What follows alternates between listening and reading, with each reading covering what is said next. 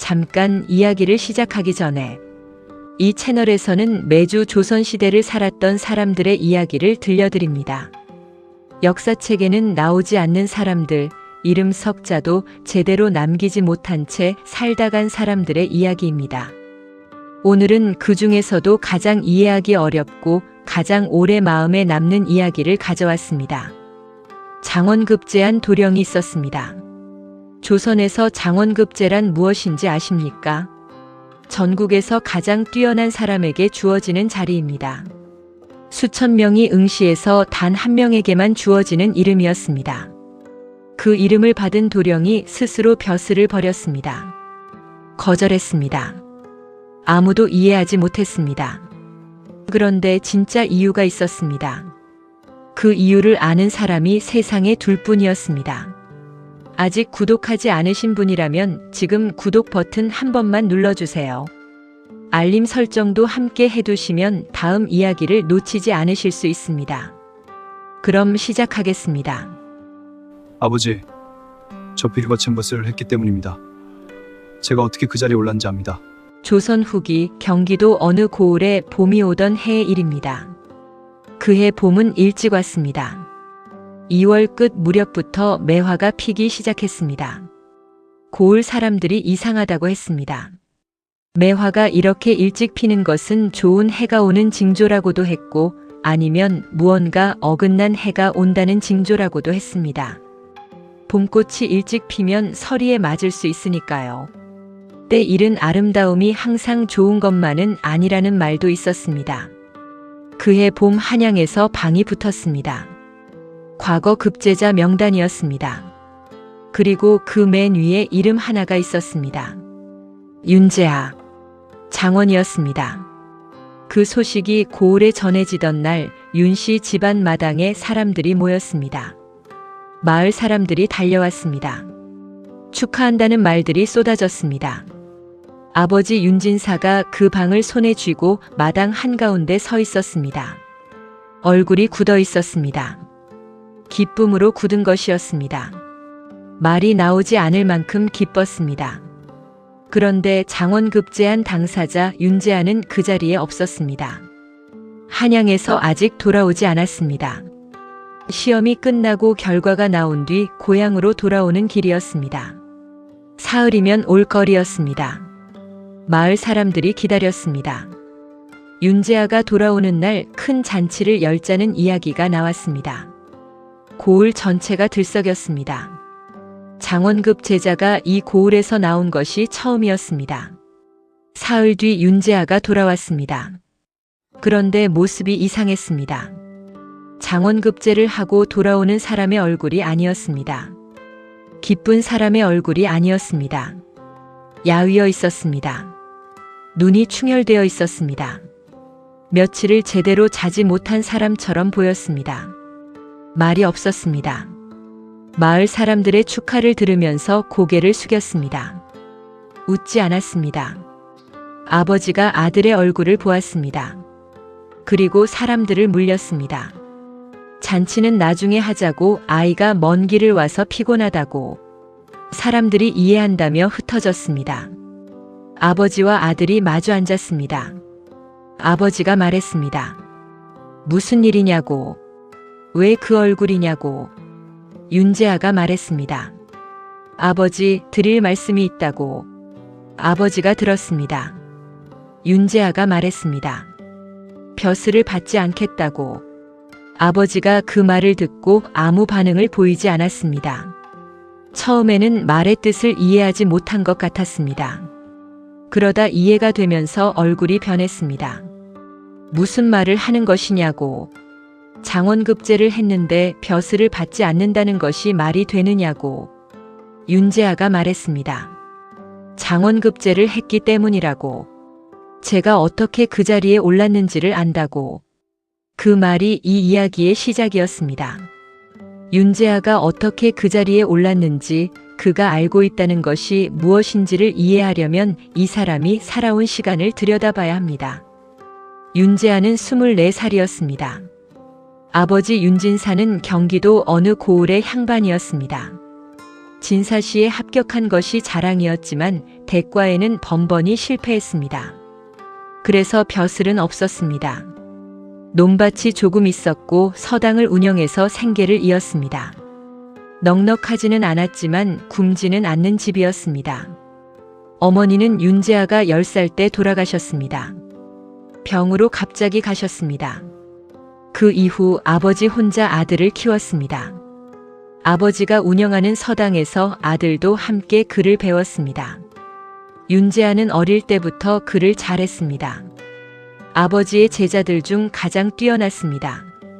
글씨가 좋았고 문장을 짓는 솜씨가 남달랐습니다. 외우는 속도가 빠르고 응용하는 능력이 있었습니다.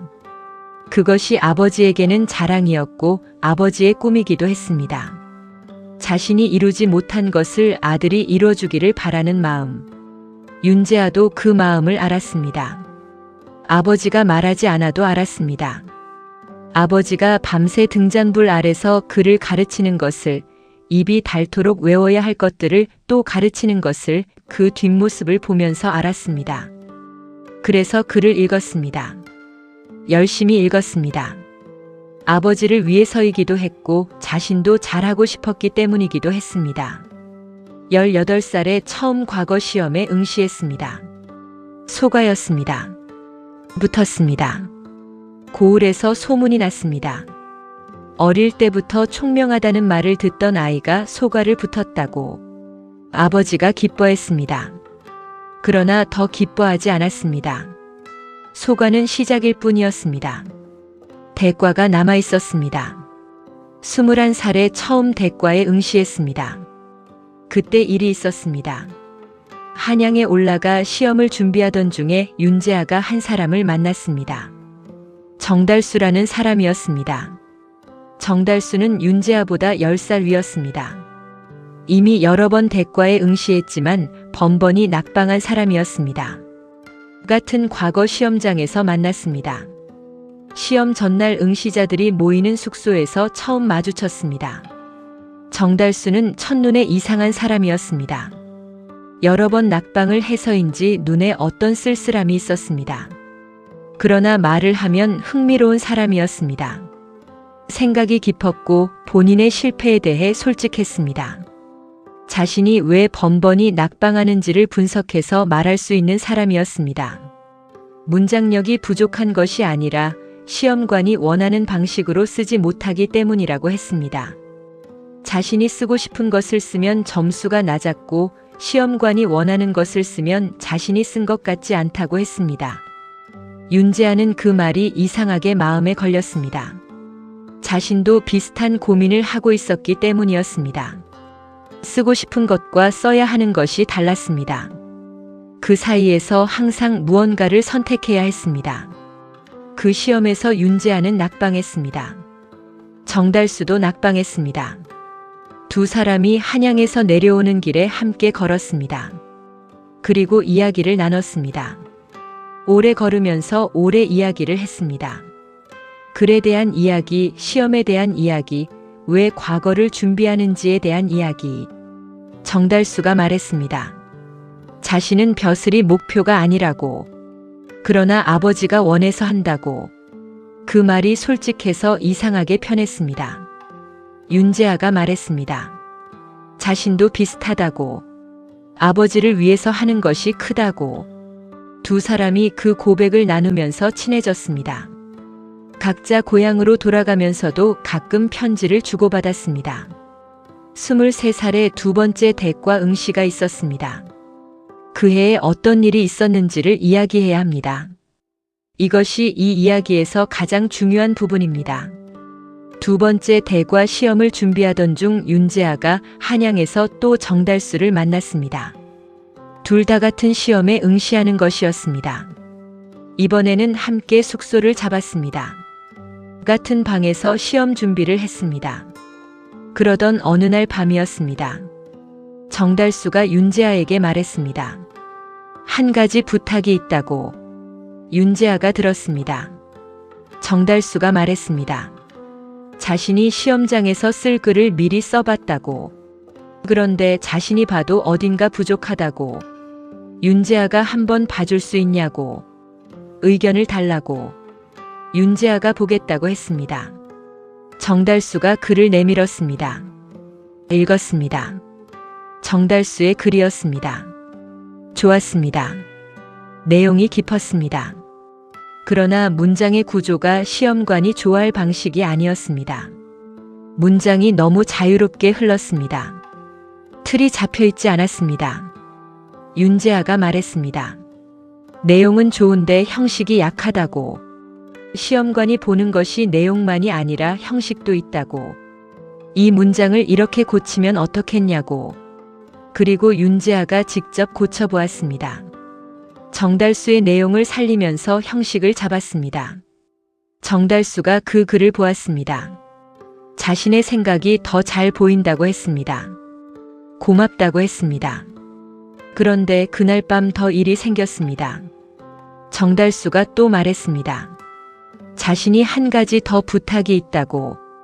이번에는 목소리가 낮아졌습니다. 윤재아가 보았습니다. 정달수가 말했습니다. 자신의 아버지가 아프다고. 오래 사시지 못할 것 같다고. 아버지가 평생 소원이 자신이 급제하는 것을 보는 것이라고. 그런데 자신의 실력으로는 이번에도 자신이 없다고. 윤재아가 들었습니다. 정달수가 말했습니다. 대신 써줄 수 있냐고. 시험장에서 자신의 이름으로 윤재아가 글을 써주면 자신이 붙을 수 있다고. 그 말이 방 안에 떨어졌습니다. 윤재아가 아무 말도 하지 못했습니다. 그 말이 무슨 의미인지를 알았습니다. 과거 시험에서 대리로 답안을 쓰는 것이었습니다. 조선에서 그것이 얼마나 엄한 죄인지를 알았습니다. 들키면 두 사람 모두 끝이었습니다. 응시 자격을 영구히 박탈당하는 것은 물론이고 더 큰 처벌이 따를 수 있었습니다. 윤재아가 말했습니다. 그것은 안 된다고. 들키면 어떻게 되는 줄 아냐고. 정달수가 말했습니다. 알고 있다고. 그러나 아버지가 얼마 남지 않으셨다고.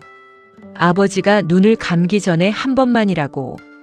그것이 자신의 마지막 기회라고. 윤재아가 말했습니다. 그래도 안 된다고. 두 사람이 그날 밤 더 이상 이야기하지 않았습니다. 다음 날 시험이 시작되었습니다.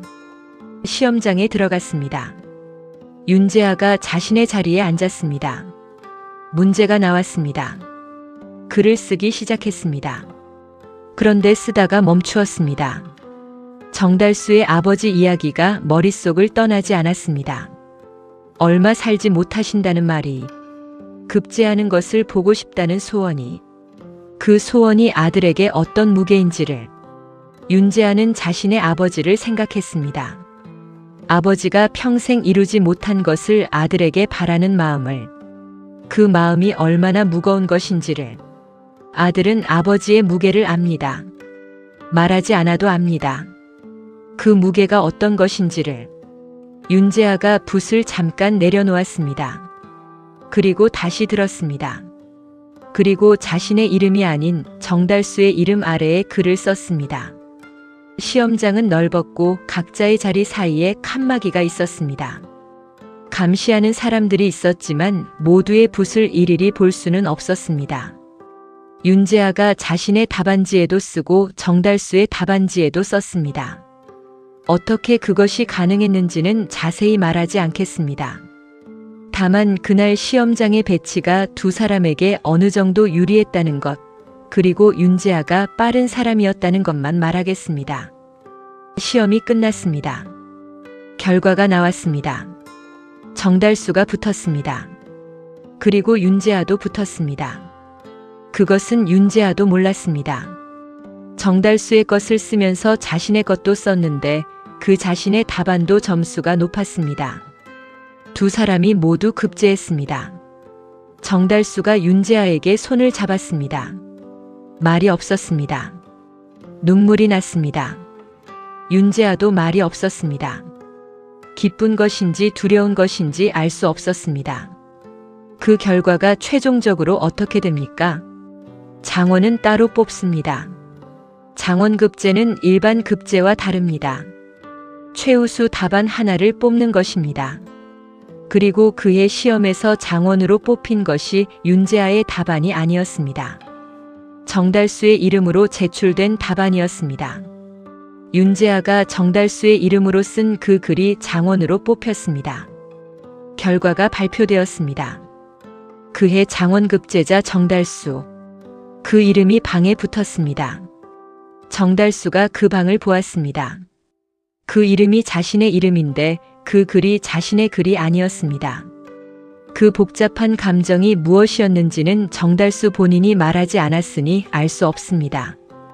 그런데 그때 또 결과가 발표되었습니다. 일반 급제자 명단에서 윤재하의 이름도 있었습니다. 그리고 그 아래에 갑과 1등이라고 적혀 있었습니다. 장원은 정달수였지만 같은 해 시험에서 윤재하의 글도 최상위권이었습니다. 두 사람이 모두 급제했고 정달수가 장원이었습니다. 그런데 그로부터 한 달 뒤 또 시험이 있었습니다. 조선의 과거 시험 중에 전시라는 것이 있었습니다. 최종 시험이었습니다. 왕이 직접 출제하고 왕이 직접 보는 자리에서 치르는 시험이었습니다. 대과 급제자들 중 최상위자들이 이 시험을 치렀습니다. 전시에서 장원이 나왔습니다. 이번에는 정달수가 아니었습니다. 윤재하였습니다. 전시장원. 그것이 진짜 장원급제였습니다. 조선에서 가장 높은 의미의 장원이었습니다. 왕이 직접 본 시험에서 최우수를 받은 것이었습니다. 그 방이 붙던 날 윤재하는 그 방 앞에 한참을 서 있었습니다. 자신의 이름이 맨 위에 있었습니다. 전시장원 윤재하. 기쁘지 않았습니다. 그 이름 위에 무언가가 얹혀 있었습니다. 무거운 것이. 한 달 전 시험장에서 자신이 한 일이, 정달수의 이름으로 글을 썼던 일이, 그것이 지워지지 않는 것처럼 그 이름 위에 있었습니다. 장원급 제자에게 주어지는 것들이 있었습니다. 왕이 직접 만납니다.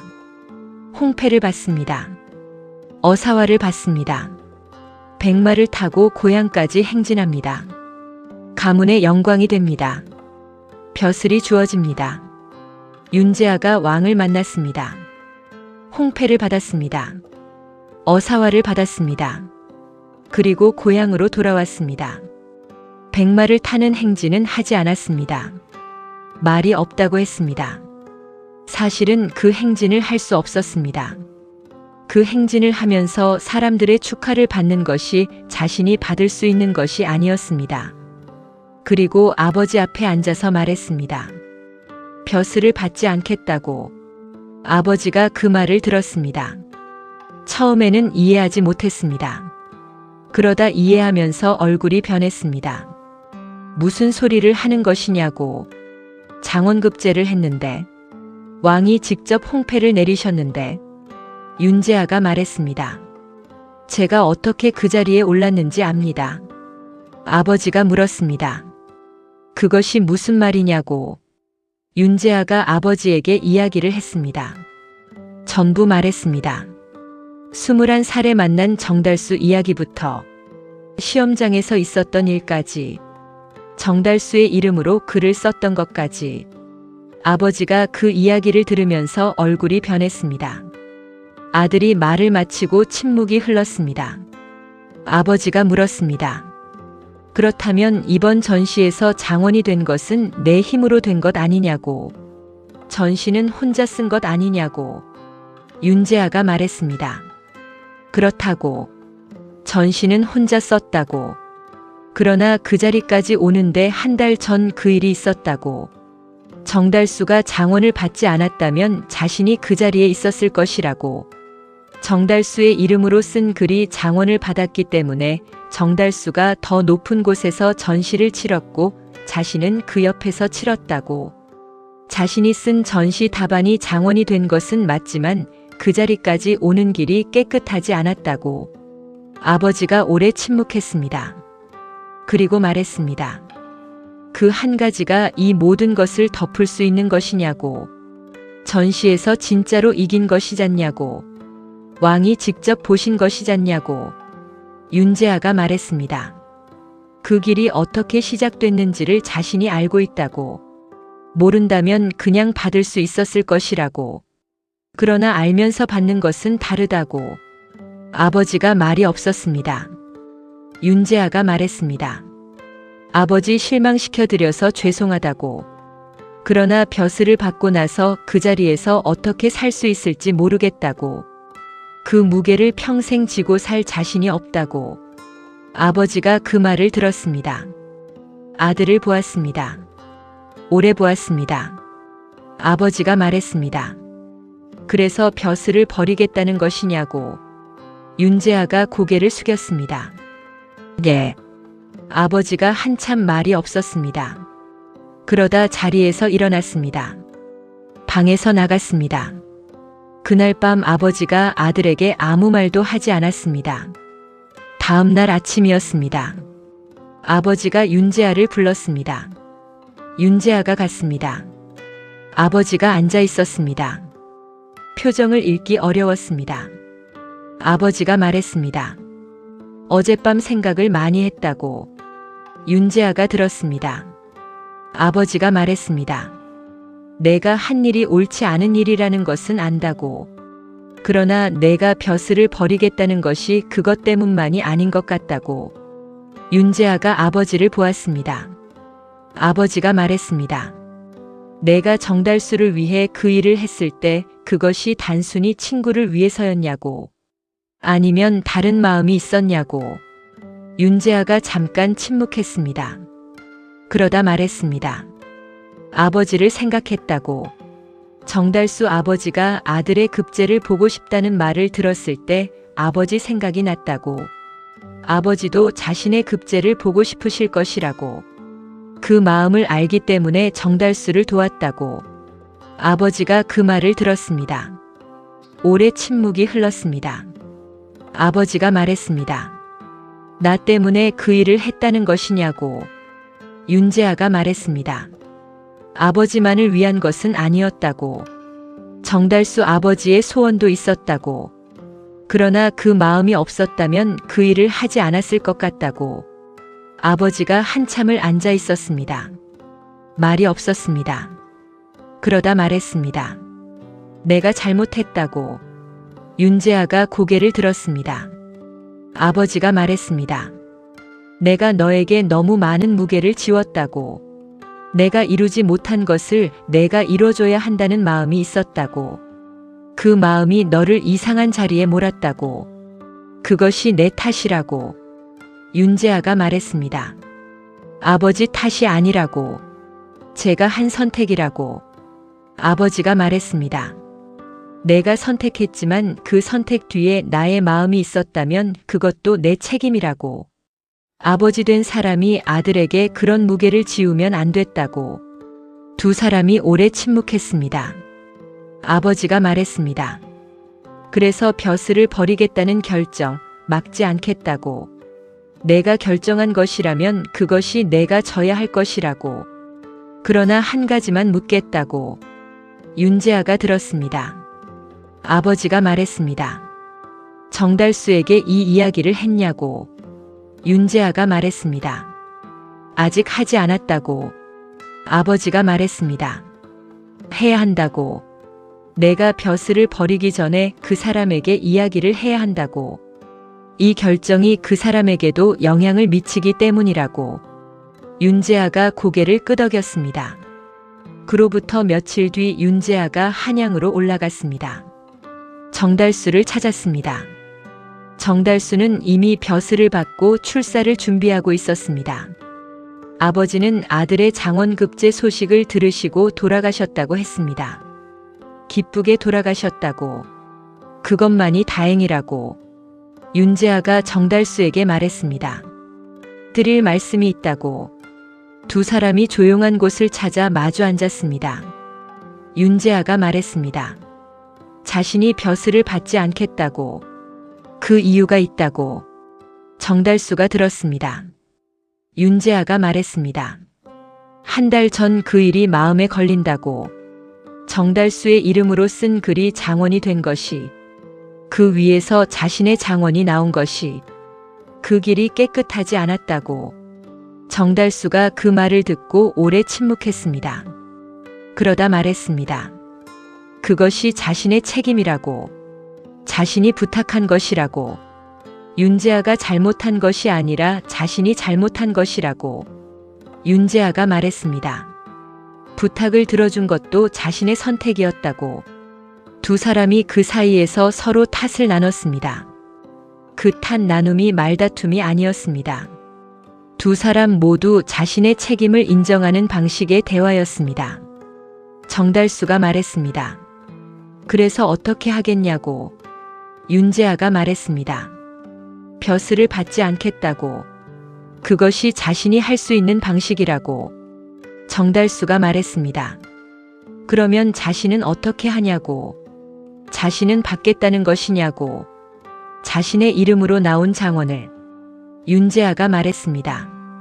그것은 정달수가 결정할 일이라고. 자신은 자신의 것만 결정할 수 있다고. 정달수가 오래 생각했습니다. 그리고 말했습니다. 자신도 받지 않겠다고. 윤재아가 그 말을 듣고 놀랐습니다. 정달수가 말했습니다. 아버지가 돌아가셨다고. 이제 그 벼슬이 누구를 위한 것인지 모르겠다고. 아버지를 위한 시험이었는데 아버지가 안 계시니까. 두 사람이 한참 말없이 앉아 있었습니다. 정달수가 말했습니다. 그래도 자신과 윤재아가 그 일을 한 것이 다 나쁜 것만은 아니었다고. 아버지가 기쁘게 가셨으니까. 그것 하나만큼은 잘 됐다고. 윤재아가 말이 없었습니다. 그 말을 받아들여야 하는지 아니면 그래도 그것은 옳지 않았다고 해야 하는지 판단이 서지 않았습니다. 다만 두 사람이 각자 벼슬을 받지 않기로 했다는 것은 결정되었습니다. 윤재아가 고향으로 돌아왔습니다. 공식적으로 벼슬을 사양하는 글을 올렸습니다. 몸이 좋지 않아서라고 했습니다. 그것이 공식적인 이유였습니다. 진짜 이유는 쓸 수 없었습니다. 조정에서 한 번 더 권유했습니다. 장원급 제자가 벼슬을 거절하는 것이 이례적인 일이었습니다. 두 번 권유했습니다. 윤재아가 두 번 모두 거절했습니다. 결국 조정에서도 더 이상 권유하지 않았습니다. 마을 사람들이 의아해했습니다. 장원급제를 하고 왜 벼슬을 안 받느냐고. 몸이 아파서라는 말을 믿는 사람도 있었고 이상한 일이라고 고개를 갸웃거리는 사람도 있었습니다. 아버지는 아무 말도 하지 않았습니다. 마을 사람들이 물으면 아들 뜻이라고만 했습니다. 더 이상 설명하지 않았습니다. 그 이후 윤재아가 어떻게 살았는지를 이야기해야 합니다. 벼슬을 버린 사람이 조선에서 어떻게 사는가. 그것이 이 이야기의 두 번째 부분입니다. 윤재아는 아버지의 서당으로 돌아왔습니다. 아버지가 운영하던 서당에서 아이들을 가르쳤습니다. 처음에는 어색했습니다. 장원급 제자가 시골 서당에서 아이들에게 글을 가르치는 것이 그 어색함이 자신의 안에서 오는 것이었습니다. 밖에서 오는 어색함도 있었습니다. 마을 사람들이 보는 눈이 있었습니다. 그러나 시간이 지나면서 어색함이 줄었습니다. 아이들을 가르치는 것이 나쁘지 않았습니다. 아니, 좋았습니다. 글을 모르던 아이가 글을 알게 되는 것을 보는 것이, 책을 처음 펼치던 아이의 눈이 달라지는 것을 보는 것이, 그것이 이상하게 보람이 있었습니다. 벼슬을 한다는 것이 무엇인지를 윤재아는 나름대로 생각했습니다. 나라를 다스리는 것, 백성을 위해 일하는 것, 그것이 벼슬의 뜻이라고 배웠습니다.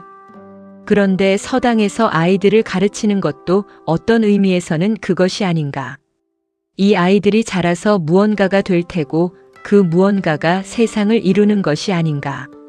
그것이 핑계인지 위안인지 윤재아 자신도 몰랐습니다. 그러나 그렇게 생각하면서 살았습니다. 정달수에게서 가끔 편지가 왔습니다. 정달수도 벼슬을 받지 않았습니다. 그리고 아버지가 살던 고향에서 작은 서당을 열었습니다. 자신도 아이들을 가르친다고 했습니다. 처음에는 이상했는데 이제는 익숙해졌다고. 아버지가 돌아가신 곳에서 아버지가 살던 방식으로 사는 것이 이상하게 편하다고 윤재아가 그 편지를 읽으면서 생각했습니다. 두 사람이 각자 다른 곳에서 비슷한 삶을 살고 있었습니다. 그 우연이 아닌 것 같았습니다. 몇 년이 흘렀습니다. 윤재아가 30이 되었습니다. 혼례를 치렀습니다. 인근 마을에서 좋은 사람을 만났습니다. 서당 훈장의 딸이었습니다. 그를 아는 사람이었습니다. 두 사람이 이야기가 잘 통했습니다. 혼례 날 밤 아내가 물었습니다. 왜 벼슬을 받지 않았냐고. 소문으로는 장원급 제자라고 들었는데. 윤재아가 잠깐 생각했습니다. 그리고 말했습니다. 그 길이 마음에 걸려서라고. 더 이상은 말하지 않았습니다. 아내가 더 묻지 않았습니다. 그냥 고개를 끄덕였습니다. 그것이 두 사람의 첫 약속이었습니다. 묻지 않아도 되는 것을 묻지 않는 약속이. 아버지가 늙어가셨습니다. 윤재아가 아버지를 모셨습니다. 아버지의 서당을 이어받았습니다. 아이들이 늘었습니다. 멀리서도 왔습니다. 장원급 제자가 가르치는 서당이라는 소문이 났습니다. 윤재아가 아버지에게 어느 날 물었습니다. 후회하시냐고. 아들이 벼슬을 버린 것을. 아버지가 잠깐 생각했습니다. 그리고 말했습니다. 처음에는 했다고. 솔직히 말하면 그랬다고. 그러나 지금은 하지 않는다고. 윤재아가 물었습니다. 왜요? 아버지가 말했습니다. 내가 여기서 가르치는 아이들이 있지 않냐고. 그 아이들이 자라서 어떻게 될지 모르는 것 아니냐고. 그것도 무언가를 하는 것이라고. 그 말이 윤재아의 가슴 어딘가에 닿았습니다. 아버지가 그렇게 생각한다는 것이, 벼슬을 원했던 아버지가 그렇게 말한다는 것이. 윤재아가 말했습니다. 아버지 죄송합니다. 아버지 소원을 이뤄드리지 못해서. 아버지가 말했습니다. 아니라고. 내가 장원급제를 했을 때 내 소원은 이미 이루어진 거라고. 벼슬을 받아야 소원이 이루어지는 게 아니었다고. 내 이름이 방 위에 있던 것을 봤을 때 그것으로 충분했다고. 그 말이 이상하게 늦게 왔습니다. 오래전에 들었으면 어땠을까. 그러나 지금 들어도 늦은 것은 아니었습니다. 아버지가 몇 년 뒤 돌아가셨습니다. 장례를 치렀습니다. 마을 사람들이 왔습니다. 그 자리에서 아버지의 삶을 이야기했습니다. 진사를 했고 서당을 운영했고 아들을 키웠다고. 아들이 장원급제를 했다고. 윤재아는 그 이야기들을 들으면서 아버지 묘 앞에 앉아 있었습니다. 아버지가 어떤 사람이었는지를 마을 사람들은 알고 있었습니다. 윤재아도 알았습니다. 그러나 그 아는 방식이 서로 달랐습니다. 마을 사람들은 아버지의 공식적인 면을 알았고 윤재아는 그 공식 뒤에 있는 것을 알았습니다. 아들의 무게를 지우고 살았던 것을. 그러나 그것을 나중에야 알고 놓아주었던 것을. 세월이 더 흘렀습니다. 윤재아가 40이 되었습니다. 아이가 둘 생겼습니다. 서당이 자리를 잡았습니다. 어느 해 봄에 정달수가 찾아왔습니다. 오랜만이었습니다. 편지만 주고받다가 처음으로 직접 만났습니다. 나이가 들었습니다. 머리에 흰 것이 섞였습니다. 두 사람이 마주 앉아서 오래 이야기를 했습니다. 정달수가 말했습니다. 그때 일을 아직도 생각한다고. 자신이 부탁한 것이 윤재아의 삶을 바꿨다고. 윤재아가 말했습니다. 바꿨지만 나쁘게만 바꾼 것은 아닌 것 같다고. 정달수가 물었습니다. 후회하지 않냐고. 윤재아가 잠깐 생각했습니다. 그리고 말했습니다. 후회하는 것이 있다고. 그날 시험장에서 그 일을 한 것이. 그것은 잘못이었다고. 그 잘못을 지금도 안고 산다고. 그러나 그 이후에 내린 결정들, 벼슬을 버린 것, 서당으로 돌아온 것은 후회하지 않는다고. 정달수가 고개를 끄덕였습니다. 두 사람이 한참 말없이 앉아 있었습니다. 정달수가 말했습니다. 자신도 마찬가지라고. 그 부탁을 한 것은 잘못이었다고. 그러나 아버지가 기쁘게 가신 것은 다행이라고. 그 두 가지가 함께 있다고. 윤재아가 말했습니다. 그렇다고. 두 가지가 함께 있는 것이라고. 잘못이 있으면서 잘된 것이 있는 것이라고. 그 두 가지가 함께 있을 때 어떻게 해야 하는지를 자신은 아직도 모른다고. 다만 잘못은 잘못이라고 알고 있겠다고. 그것이 자신이 할 수 있는 전부라고. 정달수가 그 말을 들었습니다. 그리고 말했습니다. 그것으로 충분한 것 같다고. 두 사람이 그날 오래 이야기를 나눴습니다. 글 이야기, 아이들 이야기, 나이 드는 것에 대한 이야기. 오래전 시험장 이야기는 더하지 않았습니다. 이미 충분히 한 이야기였습니다. 정달수가 돌아가는 날 아침 윤재아가 배웅했습니다. 정달수가 말했습니다. 또 보자고. 윤재아가 말했습니다. 그러자고. 두 사람이 헤어졌습니다. 그 이후 또 몇 년이 흘렀습니다. 윤재아가 늙었습니다.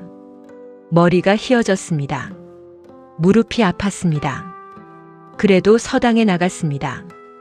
늙은 훈장이 되었습니다. 아이들이 왔습니다. 가르쳤습니다. 어느 날 제자 하나가 물었습니다.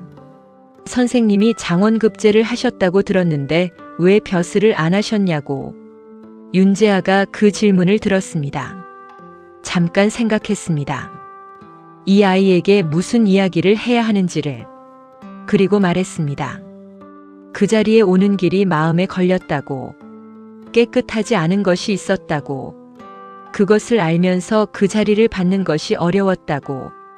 제자가 물었습니다. 어떻게 깨끗하지 않았냐고. 윤재아가 말했습니다. 그것은 말하기 어렵다고. 다만 한 가지는 말할 수 있다고. 자신이 어떻게 그 자리에 올랐는지를 스스로 알 때 그 알미 중요하다고. 남이 모른다고 해서 자신도 모르는 것처럼 살 수는 없다고. 제자가 고개를 끄덕였습니다. 이해했는지 못했는지는 알 수 없었습니다. 그러나 그 말이 그 아이의 어딘가에 남았을 것입니다. 씨앗처럼. 언젠가 그 아이가 어떤 자리에서 비슷한 상황을 만났을 때 그 씨앗이 무언가로 자라날 것이었습니다. 윤재아가 세상을 떠난 것은 60살이 넘어서였습니다. 서당에서 글을 가르치다가 몸이 안 좋아졌습니다. 자리에 누웠습니다. 며칠을 앓다가 눈을 감았습니다. 아내가 곁에서 지켰습니다. 아이들이 곁에 있었습니다. 마을 사람들이 장례에 왔습니다. 평생 서당을 운영하며 아이들을 가르친 선생이 가셨다고. 아깝다고. 좋은 분이셨다고. 장원급 제자라는 이야기도 나왔습니다. 그런데 벼슬을 안 받으셨다는 이야기도 나왔습니다. 왜 그러셨는지를 아는 사람이 없었습니다. 몸이 안 좋으셔서 그러셨다고 하는 사람도 있었고 성품이 고고하셔서 그러셨다고 하는 사람도 있었습니다. 진짜 이유를 아는 사람은 둘이었습니다. 윤재아 본인과 정달수. 정달수는 그 이후로도 오래 살았습니다. 윤재아보다 오래 살았습니다. 윤재아가 세상을 떠난 뒤 정달수가 윤재아의 아내에게 편지를 보냈습니다. 그 편지에 무슨 내용이 있었는지 아내가 자식들에게 보여주지 않았습니다. 읽고 나서 접어 보관했습니다. 다만 아내가 그 편지를 읽고 나서 말했습니다. 남편이 왜 벼슬을 버렸는지 이제 알겠다고. 그리고 이해한다고. 아니, 잘했다고 생각한다고. 그 말이 이 이야기가 전해진 이유입니다. 아내가 자식들에게 그 말을 했고 자식들이 기억했고 그 기억이 지금 여기까지 왔습니다. 장원급제 도령이 스스로 벼슬을 버린 충격적인 사연. 그것은 능력이 없어서가 아니었습니다. 두려워서가 아니었습니다. 세상이 싫어서가 아니었습니다. 자신이 어떻게 그 자리에 올랐는지를 알았기 때문이었습니다. 그 알미 그 자리를 받는 것을 막았습니다. 남이 모른다고 해서 자신도 모른 척할 수 없었기 때문이었습니다. 그것이 약한 것인지 강한 것인지를 이 이야기는 판단하지 않겠습니다. 벼슬을 버리는 것이 더 나은 선택인지 받아서 잘하는 것이 더 나은 선택인지도 말하지 않겠습니다. 다만 이것 하나는 말할 수 있습니다. 자신이 어떤 사람인지를 스스로 아는 것이 있습니다. 그 삶이 불편할 때가 있습니다. 그 삶을 덮어두고 살 수도 있습니다. 그러나 그 삶을 덮어두지 않고 살기로 했을 때 그 삶이 어디로 가는지는 사람마다 다릅니다. 윤재아의 삶은 서당으로 갔습니다. 아이들을 가르치는 곳으로. 그것이 이 사람이 선택한 자리였습니다. 화려하지 않았습니다. 기록되지 않았습니다. 그러나 그 자리에서 가르친 아이들이 있었습니다. 그 아이들이 자랐습니다. 세상 어딘가에서 무언가가 되었습니다. 그것이 충분한지 아닌지는 각자가 판단할 일입니다. 다만 솔티 마을 사람들은 늙은 훈장 선생을 오래 기억했습니다. 장원급 제자라는 것보다 오래 가르친 선생으로 기억했습니다. 그 기억 안에서 이 사람은 다른 이름으로 살았습니다. 벼슬 없는 이름으로. 그러나 분명히 살았습니다. 기록에는 남지 않았습니다. 그러나 사람들의 기억 안에 남았습니다. 그것이 이 이야기가 지금 여기 있는 이유입니다. 오늘 이야기는 여기까지입니다. 윤재하라는 사람이 실제로 있었는지는 알 수 없습니다. 그러나 이런 사람은 분명히 있었을 것입니다. 조선이라는 시대에 장원급제를 하고도 벼슬을 버린 사람이 그 이유를 아무에게도 말하지 못하고 스스로 그 무게를 지고 살아간 사람이 기록 밖에서 이름 없이 아이들을 가르치며 살다 간 사람이 끝까지 들어주셔서 감사합니다. 이 이야기가 마음에 남으셨다면 구독과 좋아요 한 번씩 부탁드립니다. 댓글로 여러분의 생각도 꼭 남겨주세요. 여러분이라면 윤재아처럼 했을까요? 아니면 벼슬을 받고 잘하는 것이 더 옳다고 생각하시나요? 기록 밖에 있는 사람들의 이야기를 앞으로도 계속 찾아서 들려드리겠습니다. 다음 이야기도 기다려주세요. 잠깐 이야기를 더 이어가기 전에 앞서 장원급제 도령 윤재아의 이야기를 들으셨습니다. 그런데 이 이야기에는 아직 말하지 않은 것들이 있었습니다.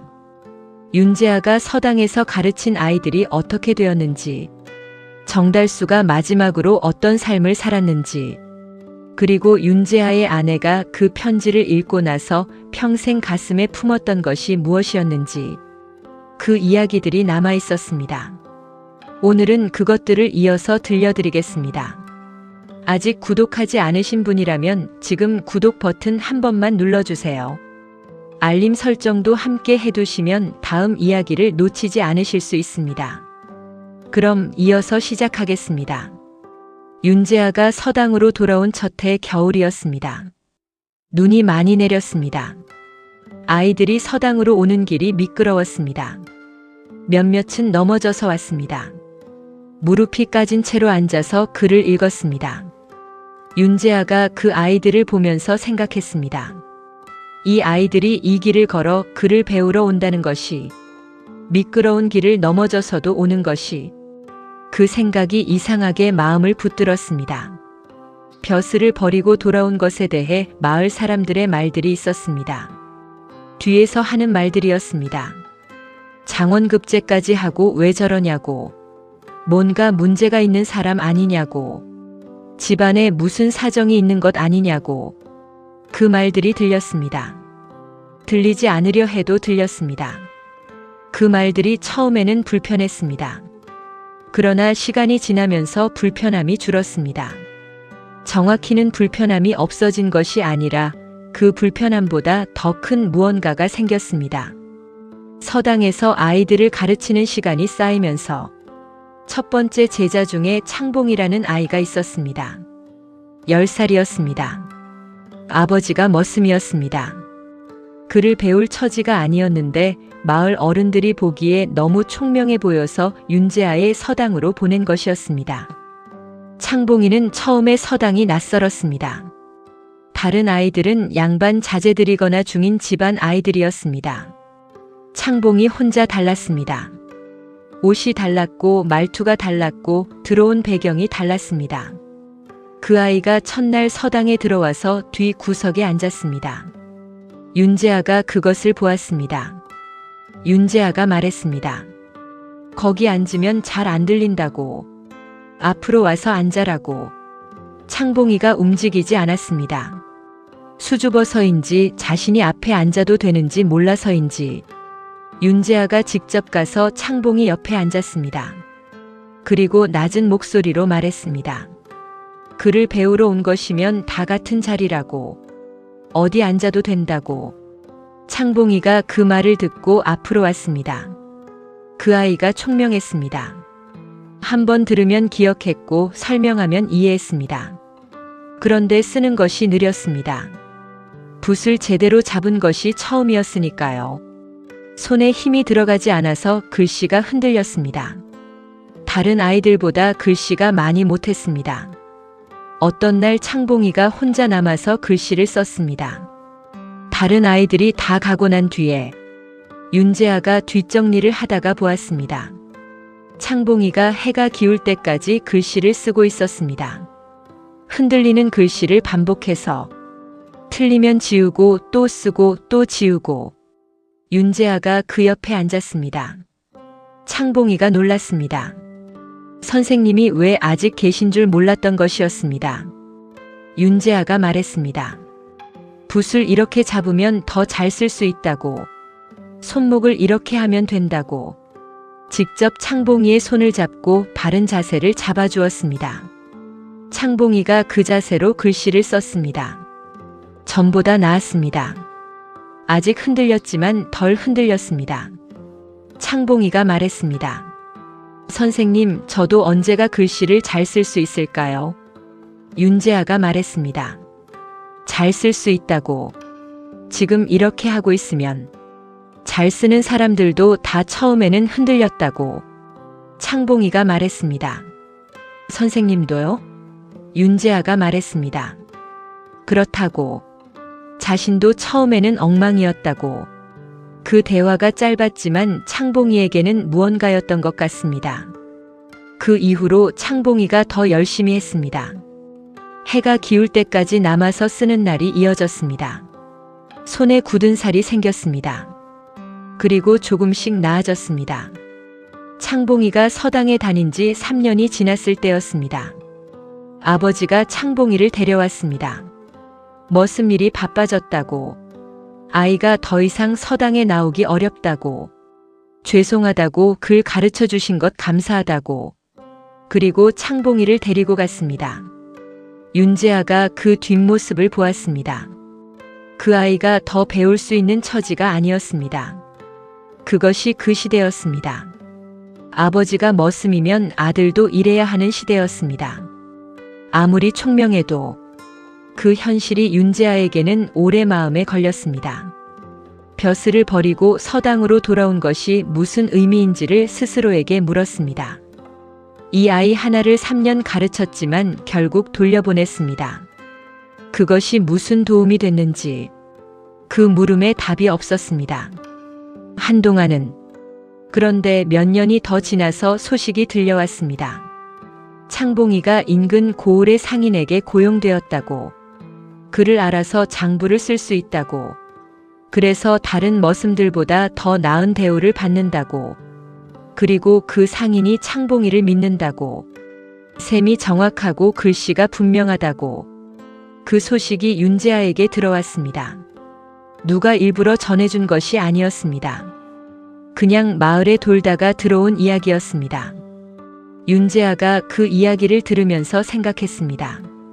3년이었습니다. 창봉이와 함께한 시간이. 그 3년이 그 아이의 삶에서 무언가가 됐습니다. 그것이 충분한지 충분하지 않은지는 여전히 몰랐습니다. 그러나 아무것도 아닌 것은 아니었습니다. 그 생각이 윤재아에게 조금 더 앞을 보게 했습니다. 서당의 아이들이 해마다 달라졌습니다. 오는 아이들이 있었고 가는 아이들이 있었습니다. 배우다가 중간에 그만두는 아이들이 있었고 끝까지 다니는 아이들이 있었습니다. 급제를 하는 아이들이 나오기 시작했습니다. 소과에 붙었다는 소식이 들렸습니다. 한 아이가 대과에 응시하겠다며 한양으로 올라갔습니다. 마을 사람들이 말했습니다. 저 서당 선생이 어지간히 잘 가르치나 보다고, 아이들이 붙는다고. 그 말이 마을을 돌았습니다. 예전에 장원급 제자가 왜 벼슬을 안 받냐는 말이 돌던 것과 같은 방식으로 이번에는 다른 이야기가 돌았습니다. 저 서당이 좋다는 이야기가. 윤재아는 그 이야기를 들으면서도 크게 달라지지 않았습니다. 아침에 서당에 나갔고 아이들을 가르쳤고 저녁에 돌아왔습니다. 그 반복이 쌓였습니다. 아버지가 살아계신 동안 아버지와 나란히 서당을 운영했습니다. 아버지는 나이가 들어서 직접 가르치는 것은 줄었지만 문 앞에 앉아서 오가는 아이들을 보는 것을 좋아하셨습니다. 어떤 날은 아이들이 외우는 소리를 들으면서 조용히 눈을 감으셨습니다. 그 눈감은 표정이 평화로웠습니다. 윤재아가 어느 날 아버지에게 물었습니다. 아버지, 지금 어디 생각하세요? 아버지가 말씀하셨습니다. 옛날이라고. 자신이 처음 글을 배우던 때라고. 글자 하나를 알았을 때 세상이 조금 달라 보였다는 것이라고. 그 느낌을 저 아이들도 느끼는 것인지 궁금하다고. 윤재아가 말했습니다. 느낄 거라고. 그 순간이 분명히 있을 거라고. 아버지가 말씀하셨습니다. 그것이면 충분하다고. 자신이 이 서당을 열었을 때 바라던 것이 그것이었다고. 아이들이 글자 하나를 알고 세상이 조금 달라 보이는 것. 그것이 전부였다고. 윤재아가 그 말을 들었습니다. 그리고 생각했습니다. 아버지가 이 서당을 그런 마음으로 열었다는 것을. 벼슬을 못하고 서당을 연 것이 아니라 서당을 열고 싶어서 열었다는 것을. 그 두 가지가 같은 것 같지만 달랐습니다. 그 차이를 이제야 알았습니다. 아버지가 돌아가신 뒤 윤재아가 서당을 혼자 이어받았습니다. 혼자라는 것이 처음에는 무거웠습니다. 아버지가 있을 때는 뒤에 아버지가 있다는 느낌이 있었습니다. 그 느낌이 없어졌습니다. 그러나 어느 날 서당에 나가서 아이들을 보니까 그것이 달라지지 않았습니다. 아이들이 어제와 같이 앉아 있었습니다. 어제와 같이 글을 읽었습니다. 아버지가 없는 것이 아이들에게는 큰 변화가 아니었습니다. 선생이 있었으니까요. 그것이 이상하게 위로가 되었습니다. 윤재아의 아내에 대한 이야기를 더 해야 합니다. 아내의 이름은 한씨였습니다. 마을에서는 한씨 부인이라고 불렸습니다. 서당 훈장의 딸이었고 글을 알았습니다. 글을 아는 여인이 그 시대에 드문 것은 아니었지만 많지도 않았습니다. 두 사람이 처음 만났을 때 한씨가 윤재아에게 물었습니다. 책을 읽는다고 들었다고. 무슨 책을 읽느냐고. 윤재아가 대답했습니다. 이것저것이라고. 한씨가 말했습니다. 자신은 소학을 좋아한다고. 작은 책이지만 담긴 것이 많다고. 윤재아가 그 말을 듣고 이 사람이 마음에 들었습니다.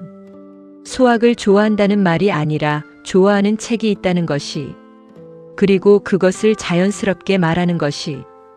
혼례를 치르고 같이 살기 시작하면서 두 사람이 가끔 책을 함께 읽었습니다. 드문 일이었습니다. 그 시대에 남편과 아내가 나란히 앉아 같은 책을 읽는 것이. 그러나 두 사람에게는 자연스러웠습니다. 한씨가 언제부터 윤재아의 이야기를 알았는지는 명확하지 않습니다. 혼례 첫날 밤에 왜 벼슬을 받지 않았냐고 물었을 때 윤재아가 그 길이 마음에 걸렸다고만 했습니다. 한씨가 더 묻지 않았다고 했습니다. 그런데 한씨가 정말 더 궁금하지 않았는지 아니면 나중에 알게 될 것이라고 생각해서 기다린 것인지는 모릅니다. 두 사람이 함께 산 지 5년쯤 지났을 때였습니다. 어느 날 밤 한씨가 먼저 말을 꺼냈습니다. 저에게 이야기해 줄 마음이 생기면 말씀해 주세요. 윤재아가 무슨 말이냐고 물었습니다. 한씨가 말했습니다. 벼슬 이야기라고. 진짜 이유라고. 저는 들을 준비가 됐다고. 윤재아가 한참 한씨를 보았습니다. 그 눈에 무엇이 있었는지는 알 수 없습니다. 두려움인지 안도인지 아니면 두 가지 다인지. 그날 밤 윤재아가 이야기했습니다. 한씨가 들었습니다. 끝까지 들었습니다. 중간에 말을 자르지 않았습니다. 얼굴 표정이 달라지는 것도 억눌렀습니다. 윤재아가 다 말하고 나서 말했습니다. 판단해도 좋다고, 비난해도 좋다고. 한씨가 말했습니다. 판단하지 않겠다고. 윤재아가 물었습니다. 왜냐고. 한씨가 말했습니다. 당신이 그 일을 했을 때 왜 했는지를 알기 때문이라고. 아버지 마음을 알아서라고. 정달수 아버지의 소원이 들렸기 때문이라고. 나쁜 사람이 나쁜 마음으로 한 것이 아니었다고. 그러나 그것이 옳지 않은 일이었다는 것도 안다고. 윤재아가 말했습니다. 그 두 가지가 함께 있는 것이라고. 한씨가 말했습니다. 그렇다고. 두 가지가 함께 있는 것이라고. 그것을 평생 안고 사는 것이 당신이 선택한 것이라고. 그 선택을 내가 바꿀 수 없고 바꾸려 하지도 않겠다고. 그 말이 윤재아에게 어떤 것이었는지를 말로 표현하기 어렵습니다. 오랫동안 혼자 안고 있던 것을 아는 사람이 생겼다는 것이, 알면서도 비난하지 않는 사람이, 그것이 위로인지 아닌지도 모르겠지만 무거운 것이 조금 가벼워지는 느낌이었습니다. 한씨가 그날 이후로도 그 이야기를 먼저 꺼내지 않았습니다. 윤재아가 꺼낼 때만 들었습니다. 그리고 들을 때마다 같은 자리에 있어 주었습니다. 판단하지 않고 그냥 있어주는 것이. 두 사람이 아이를 낳았습니다. 첫째가 아들이었습니다. 이름은 윤성민이었습니다. 둘째가 딸이었습니다. 이름은 윤소연이었습니다. 아이들이 자라면서 서당에서 글을 배웠습니다. 아버지의 서당이었습니다. 윤성민은 글을 잘했습니다. 아버지를 닮았다고 마을 사람들이 말했습니다. 윤소연은 글씨가 예뻤습니다. 어머니를 닮았다고 했습니다. 어느 날 윤성민이 아버지에게 물었습니다. 아버지는 장원급제를 하셨다고 들었다고. 그런데 왜 벼슬을 안 하셨냐고. 자신은 커서 급제해서 벼슬을 할 것이라고. 윤재아가 그 말을 들었습니다. 잠깐 아들을 보았습니다. 그리고 말했습니다. 벼슬을 하고 싶다면 열심히 해야 한다고. 그러나 어떻게 그 자리에 오르는지가 중요하다고.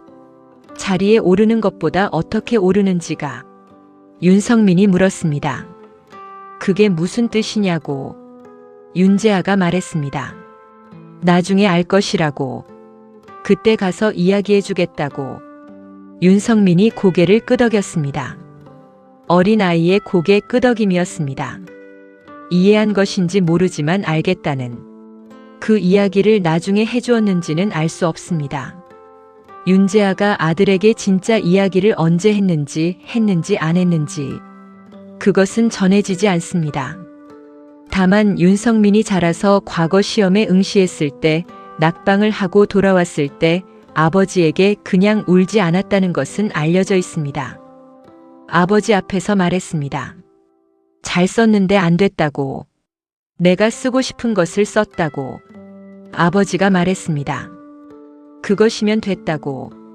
그 대화가 짧았지만 담긴 것이 많았습니다. 정달수 이야기로 돌아가야 합니다. 정달수가 고향에서 서당을 열었다고 했습니다. 그 서당이 어떻게 됐는지를 이야기해야 합니다. 정달수는 아버지가 돌아가신 뒤 고향에 내려와서 작은 서당을 열었습니다. 처음에는 아이가 3명이었습니다.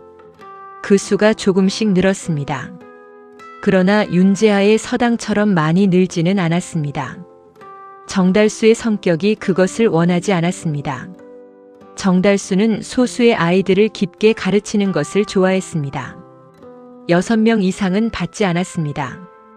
많이 가르치는 것보다 한 명 한 명을 제대로 가르치는 것이 중요하다고 했습니다.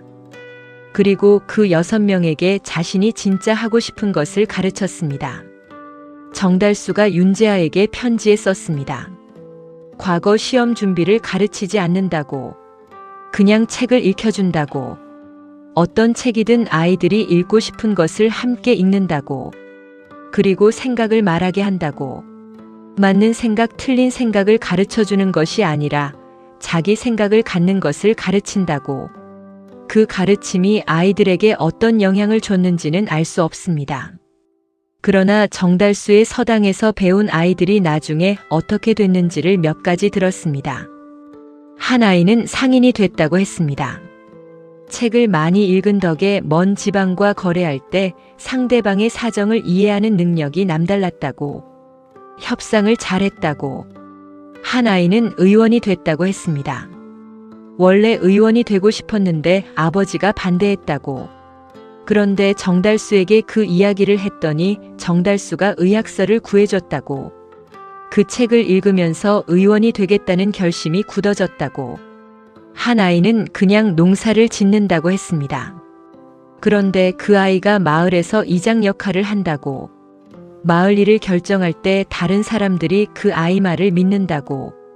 그를 알고 생각이 있는 사람이라고. 그 이야기들이 정달수에게 위로가 됐는지 어떤지는 모릅니다. 다만 정달수가 윤재하에게 편지에 썼습니다. 자신이 무언가 의미 있는 일을 하고 있는 것인지 아닌지는 모르겠다고. 다만 아이들을 보는 것이 좋다고. 그것만으로 이 일을 계속하고 있다고. 윤재하가 그 편지를 읽고 답장을 썼습니다. 자신도 마찬가지라고. 의미가 있는지 없는지는 모르겠다고. 다만 아침에 서당에 나가는 것이 싫지 않다고. 그것이면 충분한 것 같다고. 두 사람의 편지가 몇 년에 걸쳐 오갔습니다. 어떤 해에는 자주 왔고 어떤 해에는 뜸했습니다. 그러나 끊이지 않았습니다. 그 편지들이 두 사람을 이어주는 실이었습니다. 40이 지나서 정달수가 또 한 번 윤재하를 직접 찾아왔습니다. 이번에는 이전보다 조금 더 나이 들어 보였습니다. 머리가 휘었습니다. 걸음이 조금 느려졌습니다. 그러나 눈빛이 달라지지 않았습니다. 여전히 생각하는 눈이었습니다. 두 사람이 이번에는 서당에서 이야기를 나눴습니다. 아이들이 다 간 저녁이었습니다. 빈 서당에 두 사람이 앉았습니다. 아이들이 쓰다 남긴 먹 냄새가 방 안에 남아 있었습니다. 정달수가 말했습니다. 이상한 생각이 든다고. 윤재하가 들었습니다. 정달수가 말했습니다. 그날 시험장에서 그 일이 없었다면 어떻게 됐을까 가끔 생각한다고. 자신이 장원이 아니었을 것이라고. 그냥 일반 급제자였을 것이라고. 그러면 벼슬을 받았을 것이라고. 윤재하도 받았을 것이라고. 그러면 두 사람이 지금 다른 곳에 있었을 것이라고. 윤재하가 말했습니다. 그것을 왜 생각하냐고. 정달수가 말했습니다. 그 다른 곳이 지금보다 나았을지 나빴을지를 모르겠다고. 그것을 비교할 수 없다고. 그러나 한 가지는 알겠다고. 지금 이 자리가 나쁘지 않다고. 그냥 나쁘지 않은 것이 아니라 좋다고. 그것이 이상하게 신기하다고. 윤재하가 말했습니다. 자신도 비슷하다고. 이 자리가 어떻게 시작된 것인지는 아직도 마음에 걸린다고. 그 일이 옳지 않았다는 것은 변하지 않는다고. 그러나 이 자리에서 보낸 시간이 좋은 것도 사실이라고. 그 두 가지가 함께 있는 것이라고. 정달수가 고개를 끄덕였습니다. 그리고 말했습니다. 그 두 가지가 함께 있는 것이 어른이 된다는 것인지도 모른다고. 두 사람이 웃었습니다. 가볍게, 그러나 진짜로. 그 웃음이 그날 저녁을 채웠습니다. 정달수가 돌아가는 날 아침 한씨가 음식을 싸줬습니다. 멀리 가는 사람에게 먹거리를 챙겨주는 것이 당연한 일이었지만 한씨가 특별히 신경 쓴 것이 보였습니다. 정달수가 그것을 받으면서 한씨에게 말했습니다. 고맙다고. 좋은 분을 만나셨다고. 한씨가 말했습니다. 좋은 남편을 만났다고. 그 말이 짧았지만 담긴 것이 있었습니다. 정달수가 그것을 알았습니다. 한씨가 알고 있다는 것을, 그리고 알면서도 이 자리에 있다는 것을. 정달수가 인사를 하고 떠났습니다. 한 씨가 그 뒷모습을 보면서 말했습니다. 저분이 당신 친구세요? 윤재아가 말했습니다. 그렇다고 한 씨가 말했습니다. 좋은 사람 같다고 윤재아가 말했습니다. 그렇다고 좋은 사람이라고 복잡한 사람이지만 좋은 사람이라고 한 씨가 말했습니다. 복잡한 것과 좋은 것이 같이 있을 수 있다고 윤재아가 그 말을 듣고 잠깐 웃었습니다. 그렇다고 같이 있을 수 있다고 시간이 흘렀습니다. 윤재아가 쉰이 되었습니다. 머리가 거의 다 휘었습니다. 무릎이 가끔 아팠습니다. 그래도 서당에 나갔습니다. 아이들이 왔습니다. 가르쳤습니다. 그 무렵 한 아이가 찾아왔습니다. 아이가 아니었습니다. 청년이었습니다. 20 초반으로 보였습니다. 낯선 얼굴이었습니다. 마을 아이가 아니었습니다. 청년이 말했습니다. 선생님을 찾아뵈러 왔다고, 멀리서 왔다고 윤재아가 물었습니다. 어디서 왔냐고 청년이 말했습니다. 정달수 선생님의 제자라고. 윤재아가 그 말을 듣고 잠깐 멈추었습니다. 정달수의 제자. 청년이 말했습니다. 정달수 선생님이 돌아가셨다고. 지난 겨울에라고. 돌아가시기 전에 윤재아 선생님을 찾아가라고 하셨다고. 그리고 드릴 것이 있다고. 청년이 보자기를 내밀었습니다. 윤재아가 받았습니다. 펼쳤습니다. 편지였습니다. 정달수가 쓴 편지였습니다. 그리고 편지 안에 또 무언가가 있었습니다. 작은 책자였습니다. 손으로 쓴 것이었습니다. 편지를 먼저 읽었습니다. 정달수가 썼습니다. 자신이 곧 세상을 떠날 것 같다고.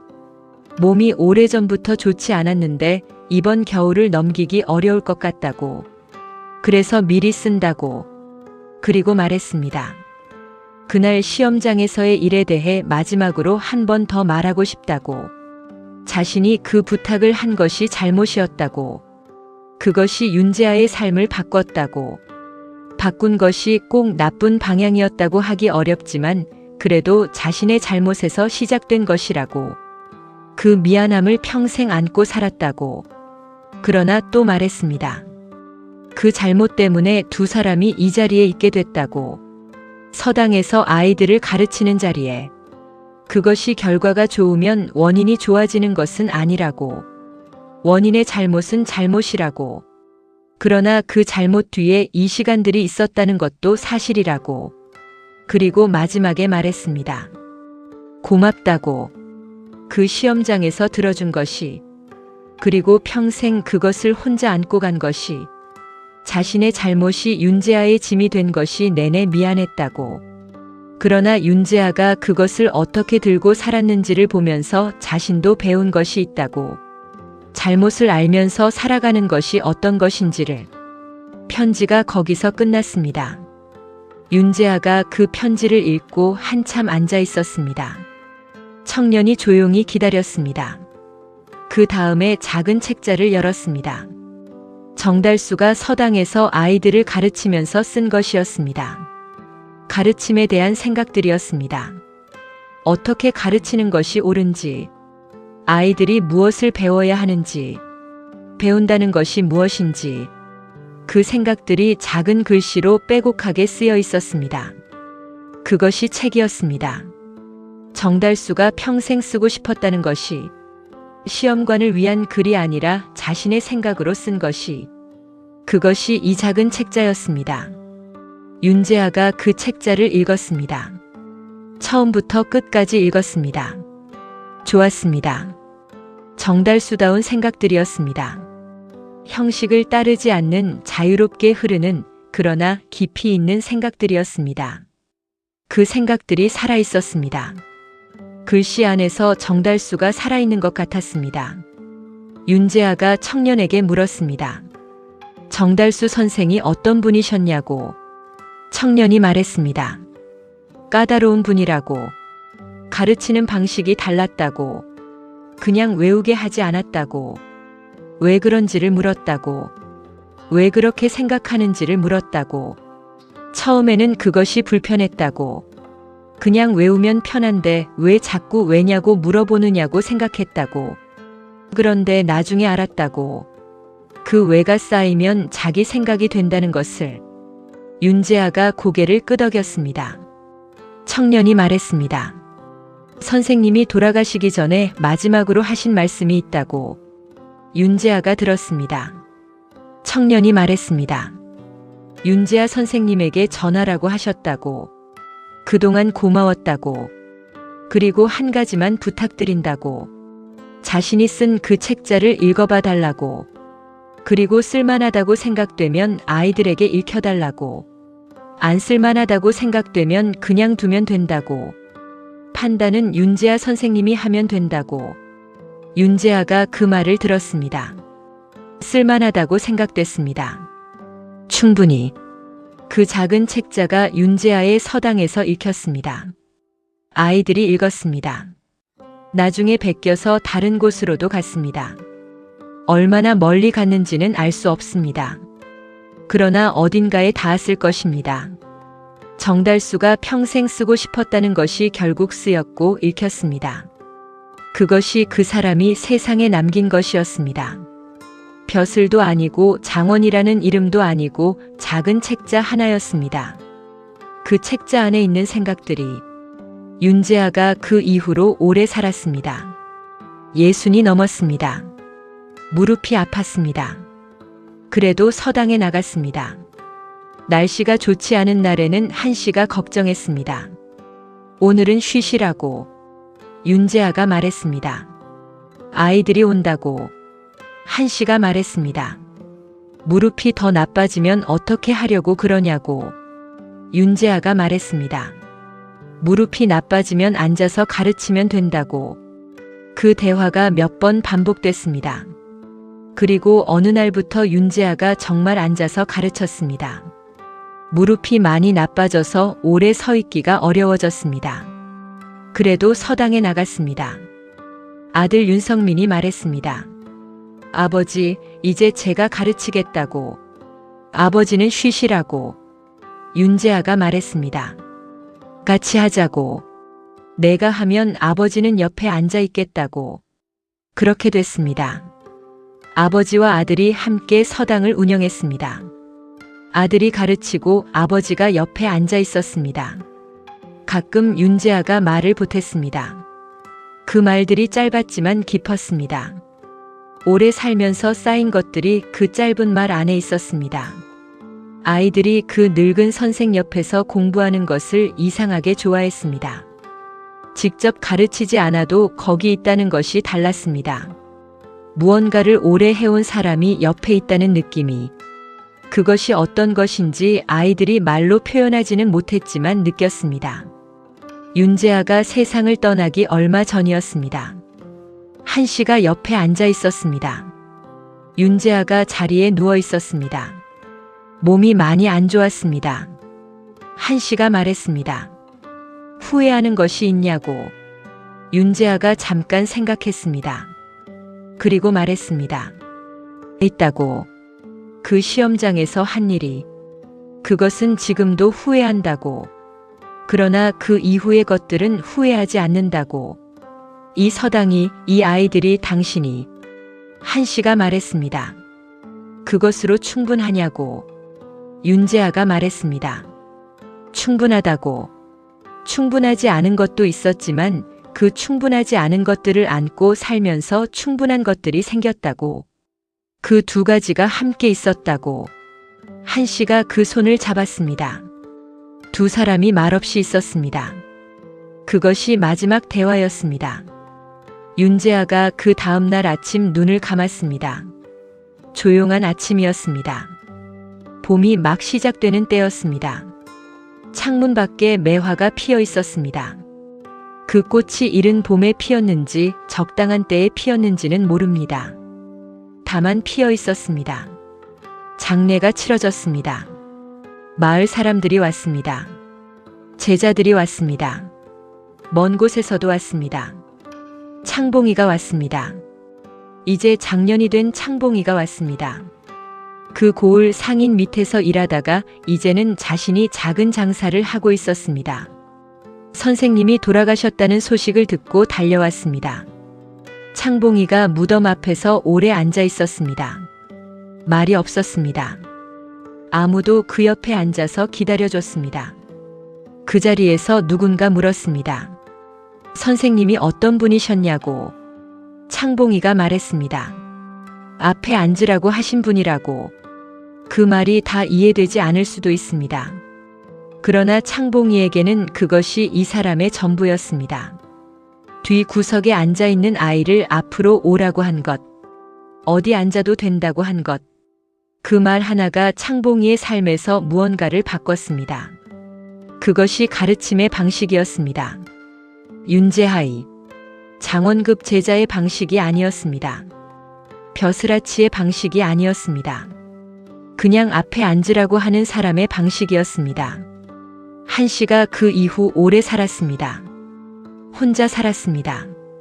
아들 윤성민이 서당을 이어받아 운영했습니다. 한 씨는 아들의 서당에 가끔 앉아 있었습니다. 윤재하가 그랬던 것처럼 직접 가르치지 않았지만 거기 있었습니다. 그리고 정달수가 남긴 그 작은 책자가 서당 한켠에 있었습니다. 낡아졌습니다. 누군가 조심스럽게 베껴서 새 책자를 만들었습니다. 그 새 책자가 또 어딘가로 갔습니다. 어디까지 갔는지는 알 수 없습니다. 다만 두 사람이 남긴 것들이 있었습니다. 거창하지 않았습니다. 비석에 새겨지지 않았습니다. 기록에 남지 않았습니다. 그러나 아이들의 기억에 있었습니다. 창봉이의 기억에, 그 작은 책자를 읽은 사람들의 마음에, 장원급제 도령이 벼슬을 버린 것이 손해였는지 아닌지를 이 이야기는 끝까지 말하지 않겠습니다. 다만 그가 선택한 자리에서 무엇이 있었는지는 말할 수 있었습니다.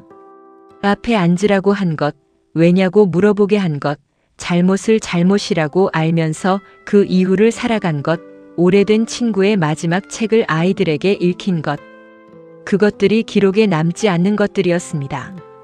그러나 사람들 안에 남는 것들이었습니다. 그리고 그것이 이 이야기가 여기까지 온 이유입니다. 오늘 이야기는 여기까지입니다. 윤재하와 정달수 두 사람의 이야기를 마쳤습니다. 화려하지 않은 삶이었습니다. 기록되지 않은 삶이었습니다. 그러나 그 안에 있는 것들이 많았습니다. 잘못과 선택과 책임과 우정과 가르침이, 그 모든 것이 작은 서당 안에 있었습니다. 끝까지 들어주셔서 감사합니다. 이 이야기가 마음에 남으셨다면 구독과 좋아요 한 번씩 부탁드립니다. 댓글로 여러분의 생각도 꼭 남겨주세요. 정달수가 남긴 그 작은 책자가 어디까지 갔을지, 창봉이가 그날 무덤 앞에서 오래 앉아 있었던 이유가 무엇이었을지, 그 이야기를 댓글로 나눠주세요. 기록 밖에 있는 사람들의 이야기를 앞으로도 계속 찾아서 들려드리겠습니다. 다음 이야기도 기다려주세요.